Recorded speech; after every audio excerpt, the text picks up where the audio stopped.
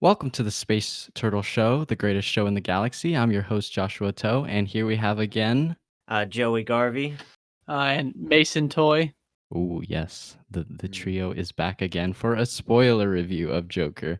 We're not going to make it long or anything like that, just so that we can discuss a couple things that we thought in more detail. And if you guys have seen it, then maybe you'll mirror some of our thoughts and some of our concerns. So, first thing I want to talk about is the subjectivity of some of the scenes, especially how, for me, it wasn't confusing or anything throughout the film. Um, they were able to tell the story in the way that it was pretty obvious what was in his mind and what was not. Um, and I kind of just wanted to ask you guys how that felt. Like, was it pretty obvious, not obvious enough? Like, and any specific examples? Yeah, I felt like it was pretty obvious throughout the film where his hallucinations were, where he was doing something for real. Like with Zazie Beats, everything he was doing in there, like the romance that he imagined. I thought it was pretty obvious that that was going to be fake, if only because Zazie Beats is top shelf.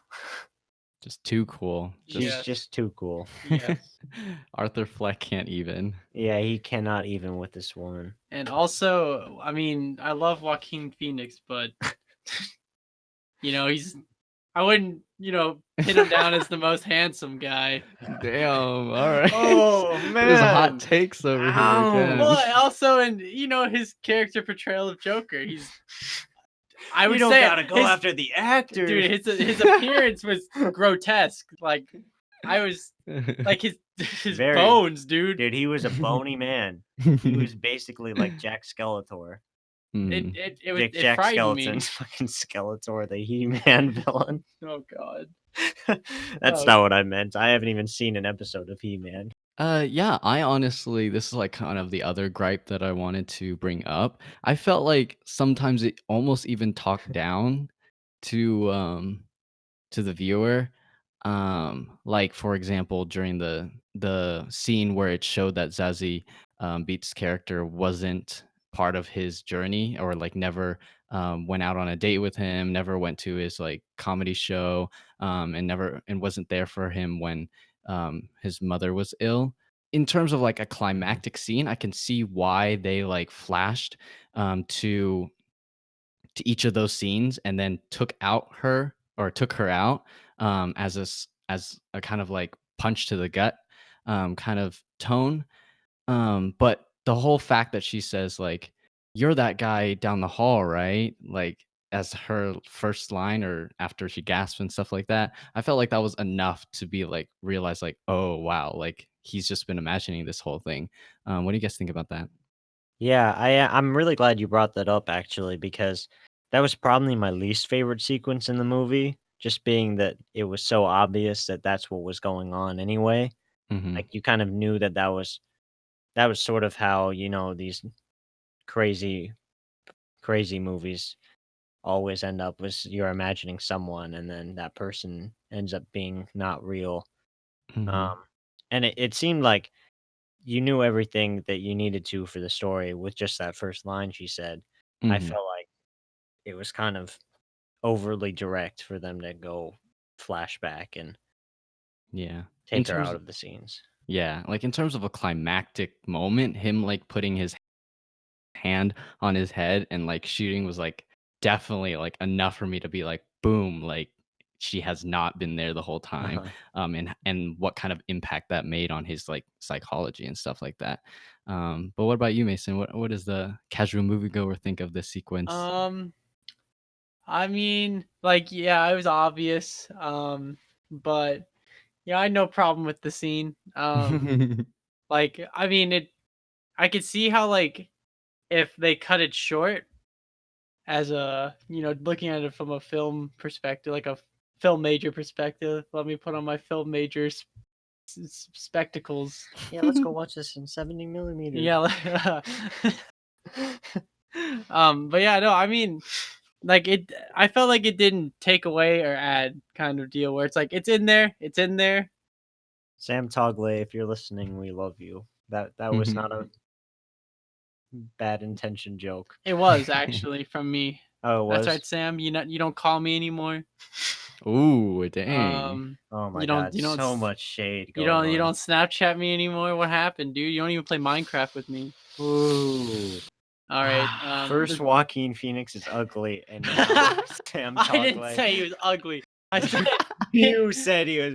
You at least implied it. I didn't imply. I said he's just not handsome. He's not a handsome guy. That doesn't make he's ugly. You just may not go for Ooh, him. God. Oh man, that's just.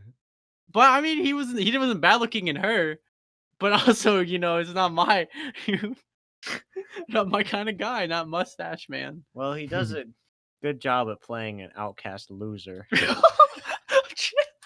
You see, you call me out, calling me out. It's true though. I mean, how many movies has Joaquin Phoenix played an outcast loser guy? It's been this movie and Her and You Were Never Really Here and The Master, and I can't think of any other Joaquin Phoenix movies at the moment. Let me look up a Joaquin Phoenix movie. Yeah, if you can come up with one that where he doesn't play an outcast loser, I'd be surprised. How do you fucking spell Joaquin? What? Joaquin? What are you Walk the doing? line? Huh? Walk the line? Oh, you're right. Walk the Line. That's a good one. But okay, so now that we can talk about other things and other scenes, can you walk us through the parallels that you saw in Joker versus like the King of Comedy and a Taxi Driver? Yeah, I think most of it was just idolizing a late night talk show host. Taxi Driver had similar themes, which I appreciated, but but they almost blatantly just took the storyline out of King of Comedy by having some person who was not all mentally there, um, acting like a comedian, and then idolizing a talk show host, and then feeling betrayed by said talk show host. I mean, that's beat for beat what the King of Comedy was in Mm-hmm. the mid '80s. So I thought it was a little bit off, but it wasn't anything that was too bad because Joaquin Phoenix's performance was so good, and obviously when you have Robert De Niro playing a talk show host, like it's not a very big deal because they elevate the material in their performances. But yeah. But what about the Taxi Driver? I honestly felt the nods. Like I can understand whenever Chris Tuckman says it kind of gets overbearing to a degree. Like a nod here or there is fine, but even though I haven't seen Taxi Driver in like a year or so plus, I can see how there's a lot of things that they did that mirrored Taxi Driver, and some of the stuff I was really on board for, like the pointing to your head with your fingers like a gun and then shooting. I felt like that they incorporated that into the story in a unique enough way and in an important enough way to make it their own versus other stuff like playing with a gun and like shooting and it going off. Uh-huh. That kind of stuff was more like, I mean, was that really necessary? Yeah. What are your thoughts? I mean, I agree with you. I liked how they did the finger gun. I like that kind of homage because they really brought it in their own in the narrative of the movie. Um, I'm honestly, I didn't mind any of the Taxi Driver homages at all, really. Oh, basically because I think the Joker seemed like a different enough character from Robert De Niro's portrayal of, I forgot the name of the main character in Taxi Driver, but I thought because of Joaquin Phoenix's performance, he had a different kind of aura Taxi Driver, but I mean the thematic Mhm. ideas are still there. I don't know. How did you Yeah, feel about that? Travis Bickle is the Taxi Driver. Oh, Um, but yeah, I was totally on board with Walking Phoenix. like I said, I haven't watched Taxi Driver in a while, and so I can like understand when people are like, okay, there's like one too many nods and stuff like that. But yeah, generally, as long as like the narrative and the characters don't beat for beat mirror something, I always like to see, or from my personal opinion, movies with like similar themes, especially ones that are so great and that I love so much, you know? Yeah. How do you feel about that, Mason? I mean, I would definitely say that like a very strong aura from Joaquin Phoenix, like Joey said. But I mean, the Joker is such like an iconic, symbolic image that like you're allowed to. Be a little more Yeah, malleable with the part. yeah, where like the comics have done different versions of like Mhm. Superman, every superhero, they've all changed. So I mean, I'm not against like changing the character like a little bit. Yeah. Yeah. That's like one of the things I wish they had done a little bit more was left it more ambiguous. Like, Uh-huh. um, like if they just cut to um the mental asylum at the very end. And I love the ending scene where he's like running around and stuff like that. Yeah. But That if felt they like Joker. Yeah, but if they had just not, like, flashed back to, like, Bruce Wayne, in the alley, like, and just left it him murdering that woman in the insane asylum, you could possibly argue that the whole movie was just made up in his mind, and him going, like, psychopath, like, just talking to the psychologist or, therapist or whatever, but there was just whenever I was like, "This could be ambiguous," they showed a scene where it's like, "Nope." Yeah. Like, that definitely happened, and I was like a little bit that's like a little bit of a negative for me because I really like that ambiguous nature of, the Joker. Yeah, I think for me, I didn't mind it as much because, um just because, like, everyone knows, like, kinda the story of the Joker and Batman, and, I think maybe to a lot of fans, it can feel like, a bit of a disrespect to the character if, like, it was all in his mind the whole time and he, like, didn't Yeah, do any of the things that he did.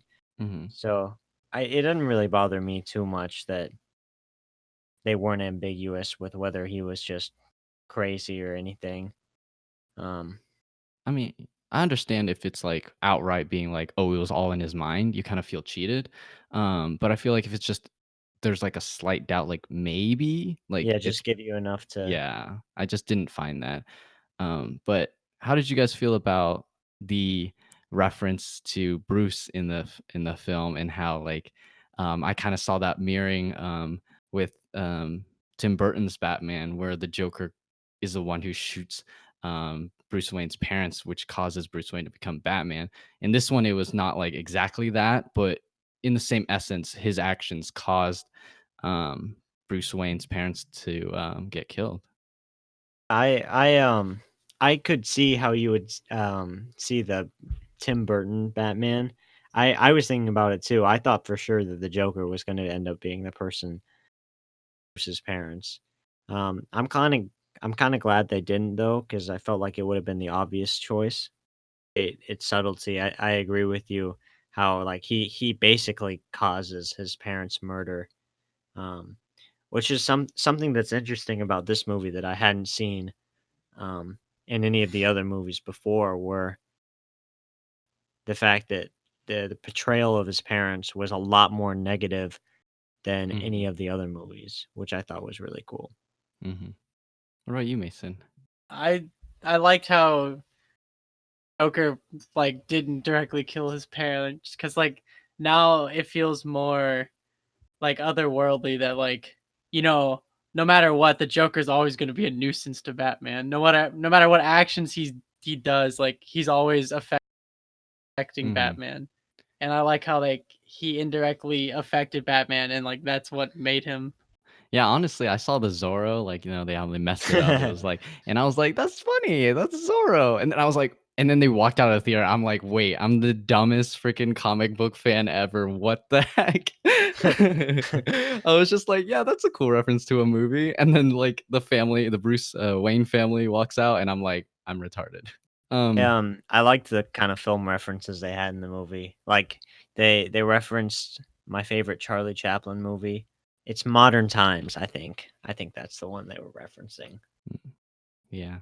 I think that was a Um, good, thematic parallel to reference Charlie Chaplin's, like, happy, um, go lucky type thing that drives him, kinda like the what is expected of, Arthur Fleck.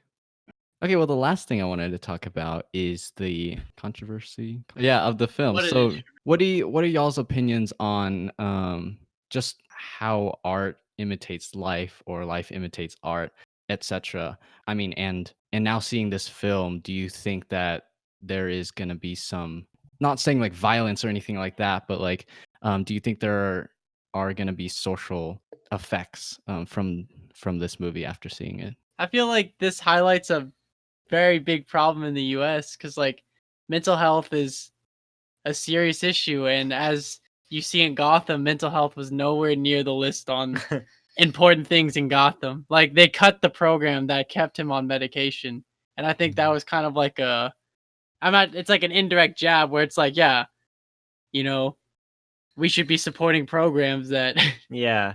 care about. Yeah, I think it was I think it did a good job of like sending a message to everyone around that like everyone can do better in society, that we're not doing enough to help people that have a rough time. Um and I don't Mhm. think for a second it was really promoting the Joker as any sort of good guy Mhm. or anything like that. He was more of like a warning. Yeah, like, people fall through the cracks, and Mhm. Joker fell through every crack of the justice system, as a child, was adopted, so abandoned. Yeah. Um, Terrible, terrible stepfather, beat him, hit his head really hard. Yeah. Um, then Crazy mom. crazy mom, no one helped. So like he's received no help from the government besides that one program. It wasn't even that helpful. And then it was shut Bad down. news. And that was like I'm not saying that's what caused it, but like he stopped taking his medication, you know? Yeah. I kinda wanna echo what Chris says, that it's like a warning and like a foreshadowing, of where our society is gonna go or could go, if we continue along, the path of almost like discrimination of the mentally ill, and neglect, of those issues. But I wanna highlight Joaquin Phoenix's performance in that that is what solidified my, opinion that it's not gonna have any negative effects. I wouldn't say any negative effects, but just like it's the film portrays Arthur and how Joaquin Phoenix plays Arthur as a person that goes kind of crazy and does bad things, but you can kind of see the looming darkness behind his eyes. So it's not promoting this type of anyone can just snap and just go crazy, and this could be the movie that makes a lot of people snap and go crazy because, like you guys said, there's like a lot of things one after another, um, as well as there is a darkness behind Arthur, and a rage behind his eyes that contributed to his descent, is what I'm trying to say. Yeah, And what do you what do you think about that, Joey? Well, I kind of agree with what you're saying. I think um it's important to mention like, you know, there's a lot of this movie's coming out in a lot of current events that are really stimulating society in a lot of negative ways. Like a lot of like angry white kids are trying to shoot up a lot of places. So I want to mention that it can make sense for people to be, upset in a movie that kind of tries to give, you know, like show like A that process reason. so vividly, yeah, and like kind of give credence to what they're doing. Um, in my opinion, I don't think it's really the purpose of the film to be displaying what's right or wrong, more like show a picture of what is. So Mhm. I'm not too bothered by how the movie portrays it, but I just wanted to put it out there. Just I can understand like if you'd be have different feelings about it. Yeah, I kinda wanna mirror another thing that is like a court case in defense in one of these, kind of like art is influencing this person to do bad things. I think that what they said, kind of encapsulates my opinion that people who are ostracized, from society like this, and cast out in such a harsh way, they'll find inspiration and a drive in anything. And so I don't think it's art's um, responsibility to, shy away from those topics. But also, I agree with you in saying that I don't think that the Joker film's themes have anything to do with glorifying at all. Because, like I said, his performance showed that it wasn't glorifying. It was just more of a warning and seeing how this situation can create such monsters. Almost like Mm. making them sympathetic so that we wouldn't just like outcast them even more. There's a process to this whole thing, and I felt that that was very poignant. One one quick thing though, I disagree with you guys. I think that he did murder Zazie Beet's character. I don't know about the Oh yeah, kid, but after he walked out of the apartment and sat in his apartment, there's there's an ambulance in the background, um, and people yelling. And I thought that it could be that it's just the city's like in shambles all the time, so there's just like police and ambulance running around all the time. But I felt like kind of that kind of subtlety is how I wish the whole movie was. Because sometimes I felt like they were talking down on the audience, but that is like, "Oh, yeah," signaling that he did kill her without showing or saying anything? yeah, I could see that. I didn't. I honestly, I think part of me was like, I'd hope she doesn't die.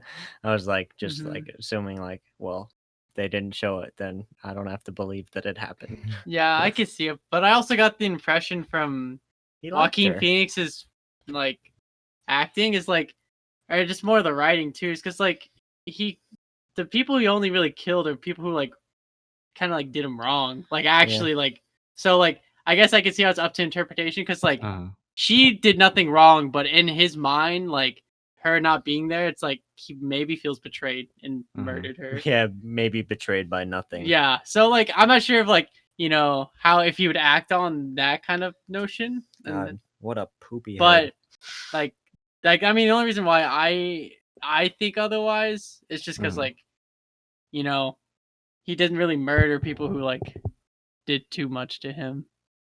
Yeah, but that's where the ambiguity is so Exactly. nice. Like, I could argue that, like, if he did kill her, that would show the theme of irredeemability of his character and how that, like, elevates, the darkness and the fear that you have from his character. But at the same time, if you argue on the other side, you're like, he didn't kill her because she did nothing wrong. So then it makes him almost more sympathetic. So it's like, which version do you want of this?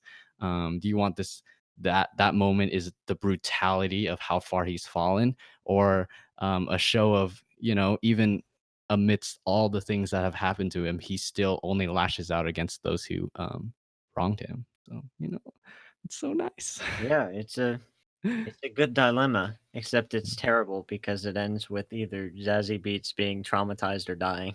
And she's a treasure. I love her. I know. I just wish that was more in the film, more ambiguity. Yeah. And on that happy note, I think we should probably wrap up the Yep. That's all I had to say. So, see you guys next time. yeah, hope you guys had a fun time here at the Space Turtle show. I sure didn't. Just kidding. Ouch. All right. I'm just I know joking. I said in the last one that Mason wouldn't be allowed back, but this one is for real. He's not coming back. No. No, No, I wanna he's be not part of coming the back. space